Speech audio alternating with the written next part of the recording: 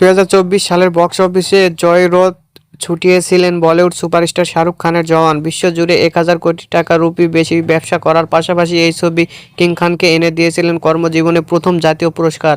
সেই সাফল্যের রেশ কাটতে না কাটতে এবার সিনেমা প্রেমীদের জন্য এলো বড় খবর। আবারও পর্দায় ফিরছে আজাদ ও বিক্রম রাঠোরের রসায়ন। পরিচালক অ্যাটলির সঙ্গে জওয়ানের সিকুয়েলের জন্য হাত মেলাচ্ছেন শাহরুখ খান।